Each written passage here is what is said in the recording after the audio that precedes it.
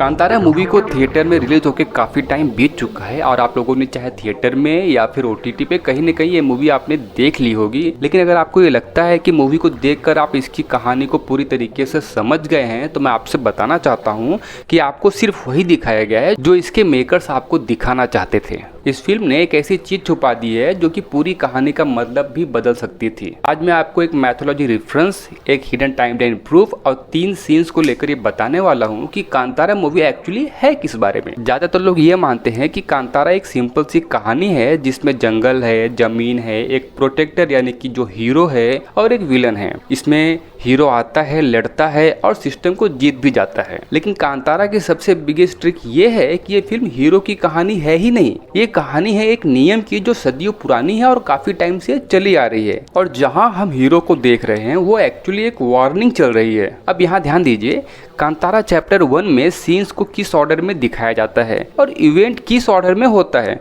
दोनों सेम नहीं है।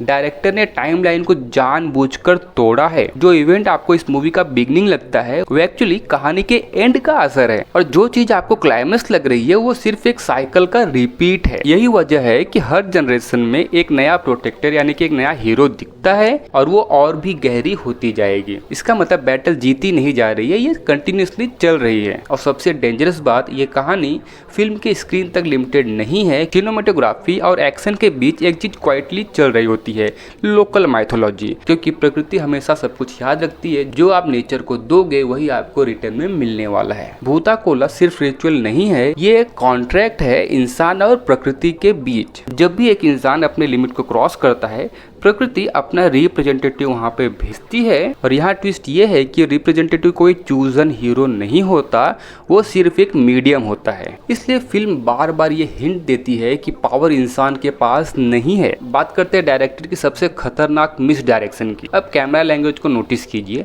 जब भी ऑडियंस इमोशनली किसी कैरेक्टर के साथ कनेक्ट होती है, कैमरा वाइड हो जाता है और जब सच आने वाला होता है फ्रेम टाइट हो जाता है, आवाज काफी हैवी हो जाता है। मतलब जब आप कंफर्टेबल होते हो तो फिल्म आपसे झूठ बोल रही होती है। यही रीजन है कि हम गलत चीजों पे भी चीयर करते हैं और सही चीज को इग्नोर कर देते हैं। अब सबसे इंपॉर्टेंट सवाल, कांतारा चैप्टर 1 का हीरो कौन है? जवाब, कोई नहीं। इस कहानी का हीरो एक इंसान हो ही नहीं सकता। इंसान तो बस या तो गार्जियन हो सकता है या वार्निंग। और जो लोग लिमिट क्रॉस करते हैं उनका एंड फिक्स है। इसलिए कांतारा का क्लाइमैक्स सेलिब्रेशन जैसा नहीं लगता बल्कि हैवी लगता है, क्योंकि ये एंड नहीं बल्कि कंटिन्यूएशन है। अब आखिरी बात, कांतारा चैप्टर 1 फ्यूचर को सेटअप करता ही नहीं है बल्कि ये पास्ट को रिपीट करता है।